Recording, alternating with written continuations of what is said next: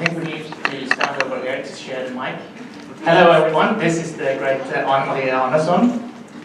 And this is my good colleague and friend, Martin Nielsen. We have been working together for about a decade.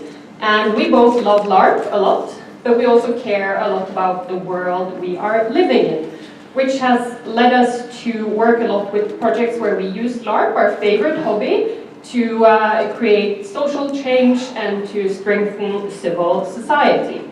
And this means that we don't focus that much on making the best Larps, but we focus a lot on community building. We focus a lot on fostering understanding between people from different backgrounds.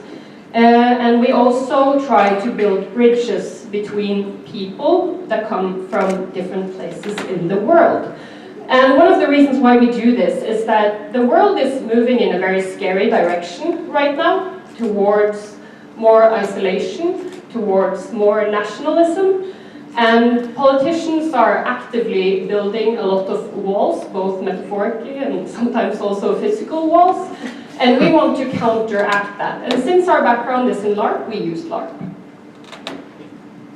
So some examples of our projects are listed here. We won't go into all of them, but some common denominators for this, and these are all projects we have been doing together with bunches of other great people.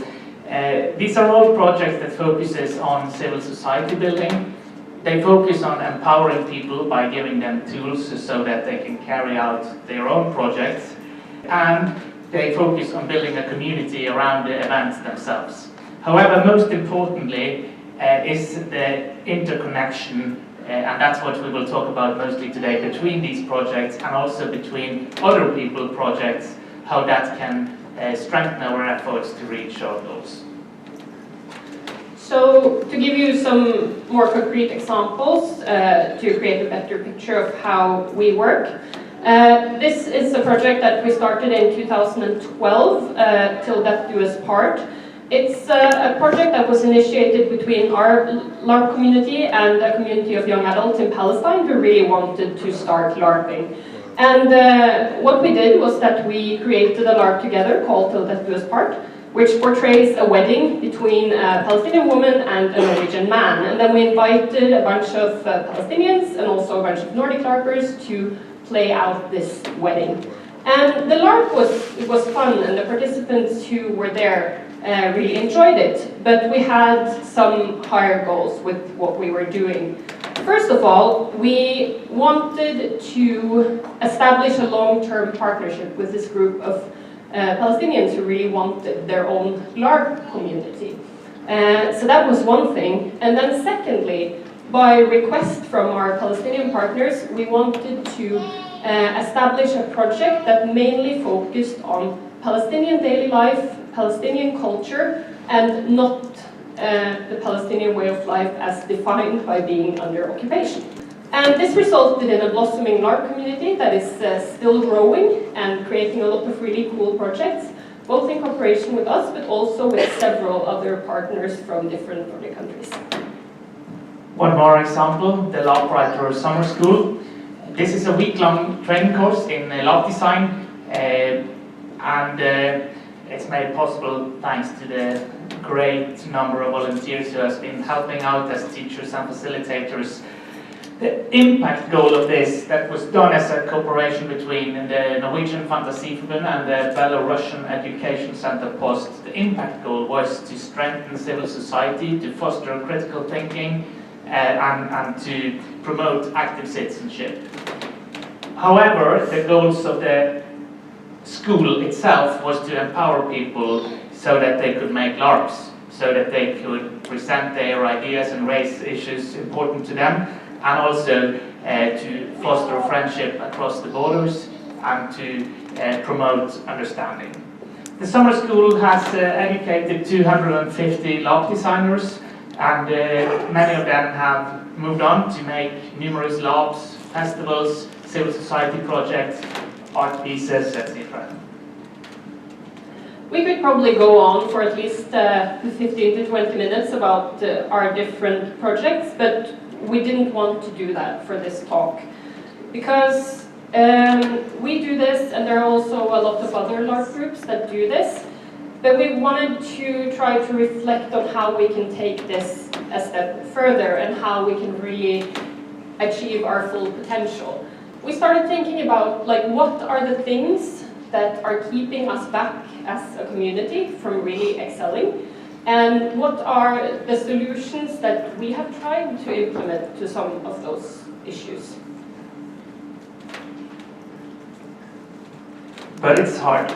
We have had our share of communities and working environments where everyone is so caught up with their own projects, their own initiatives, that they lose the perspectives. And I think we all can go into this. We strive for attention, we fight for money perhaps, instead of supporting each other's initiatives.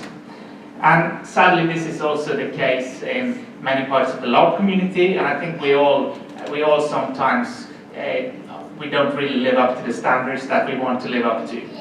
So one way of perceiving the mechanisms that can drive us to this is a little bit of game theory. I think we need to switch places.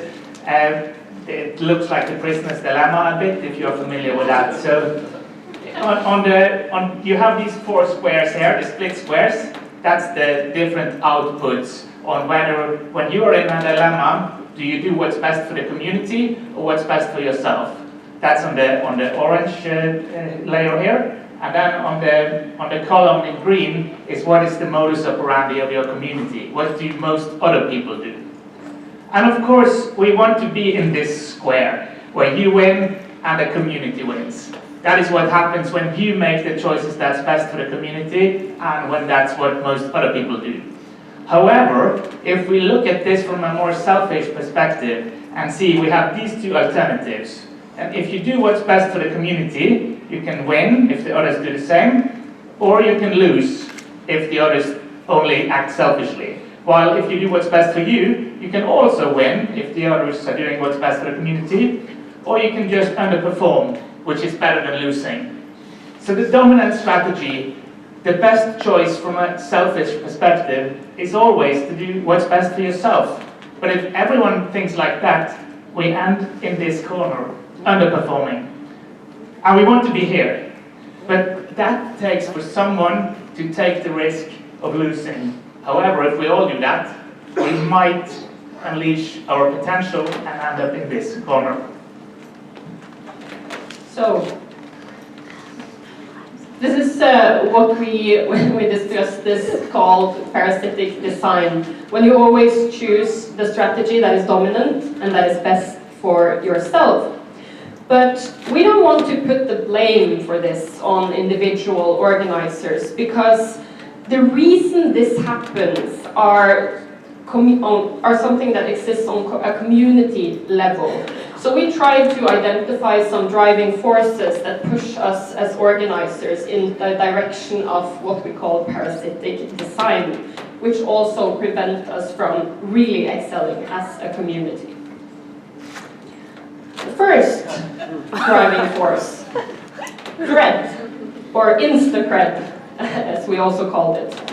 And I at least believe that one of the main currencies of reward that exist in our community is the amount of cred we get as organizers.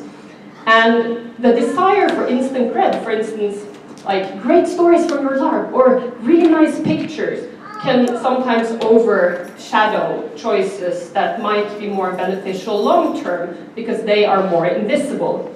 And this creates what we have called the self-serving organizers, who only think about their own project's isolated success and not about the community as a whole.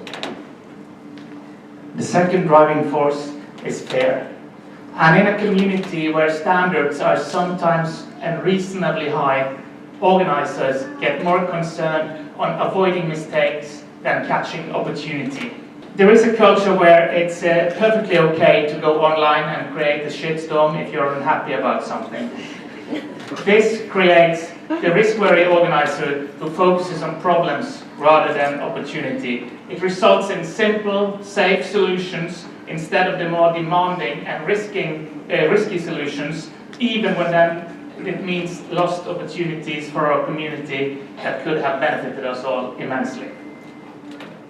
The third driving force is distrust, and this goes back to the Larp organizer's dilemma, where if you don't know that other people are concerned about your project, then why should you care about their projects? And this creates the strategic enforcer who only helps someone when there's something in it for them, who gives credit to their own people, who does not help anyone unless they get something in return, and who doesn't think about altruism in their choices. Fourth driving force, tunnel vision. This is about not understanding what you do. The activities in itself becomes the only goal, and you are driven by completing the activities and harvesting the cred for your activities. This creates the purposeless organizer who organizes without any higher goals to guide them when there is a dilemma. The activity is the goal, but you don't see the purpose on a higher level, and also not the purpose of what other people do. And then we have the last one, that is self-centrism. And it might be because of lack of interest, it might be due to hubris, or it might just be due to fatigue, where you get so tired and it seems so overwhelming to keep in touch with your community that you're driven into becoming an oblivious organizer who is blind to what is going on around them, who doesn't acknowledge the needs, the ideas, and the wants of the community. And in conclusion, all of these driving forces can lead to organizers who get so caught up in their own success or so caught up in their own fears of failure that they can't really see what is better for the community long term. And of course, we are not perfect, we do these things also, but we also come from a place where these have been quite dominant, and I think that has made us aware and better at pointing out when these things are taking up too much space in our head. So we would like to talk a little bit about the philosophy we try to follow when we design. A call for more interconnectivity. We want to see more organizers more publicly acknowledging that no project stands alone, and by acknowledging other people's projects and actively contributing to the projects that follow you, you can become a pillar of our community. And this is very much about continuously asking, what can I do to empower others? And pillars are very, very important, but they can also break, and they break very easily when they're alone. So three strategies, or three things we think is important to achieve this. One is that keep in mind that the purpose is bigger than yourself, and for achieving this we need to have outspoken goals for what we do so that we have something to guide us. Furthermore, it's necessary to have an overview of the community to be able to spot the potential for synergies, and we think that we should, even though it's probably impossible to achieve it, we should try to strive for an ideal of ownership neutrality. This means that we consider everyone's projects as important as our own. We also believe that generosity fosters synergy, and that being generous is a way to do this in practice. And when speaking about generosity, there are several ways of doing this as an organizer. Firstly, financial generosity. Doing things like subsidizing tickets for lower income participants, even if it means higher prices for others and they will be angry at you as an organizer for that. Putting surplus back into your community instead of back into your own projects. For instance, one of the things that we have found very beneficial is providing guarantees for other organizers so that they don't have to stand with the financial responsibility if their event goes wrong. And that usually costs nothing, because usually it goes well. But we also believe that you should be generous with your time. The summer school would never have been as successful if there weren't for a large amount of people sharing their time and their knowledge to come and be teachers and taking out their vacation time to work for free to create a great learning space. And we also believe in generosity in praise and valuing others, pushing other people ahead of yourself, remembering to praise other organizers even if there's nothing in it for you, give away promotional spaces, and sometimes differential treatment as well. A good way of acknowledging other people's effort is maybe to give them a little bit of a discount, maybe allow them to sneak in line for your event. Tell them, I appreciate the work you're doing and this is the way I'm showing it to you.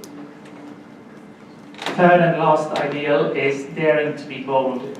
And this means that organizers who are too busy avoiding mistakes, they choose solutions where they overlook opportunities. We need to allow organizers to sometimes take risk to achieve more. And for this to happen, we also need people to cut each other some slack. We need to end the shitstorms. And we need to support each other, especially organizers who want to follow these ideals need to show each other solidarity and support, of course, in times of success, but most importantly, in times of failure. So we would like people to be pillars. We would like to see people make choices that are bigger than themselves, support each other more, even when there's nothing in it for you. And also maybe more actively in public acknowledgement of whose shoulders you're actually standing on when you're making something great. And if you can, and this is really hard, try to be the first pillar, even if it involves some short-term risk. So to sum up, we believe the LARPing community has a huge potential for fostering social change. And to reach our full potential, as is this year's theme, we believe that an interconnected mindset is key to unleashing this. Designing for an interconnected mindset makes it easier for other people to do the same. And on the contrary, parasitic design makes it harder for others to design for interconnectivity. We further believe that if many people do this, we will receive more recognition from outside of the LARP community and will benefit us long term in this matter as well. So be a pillar, don't be a parasite.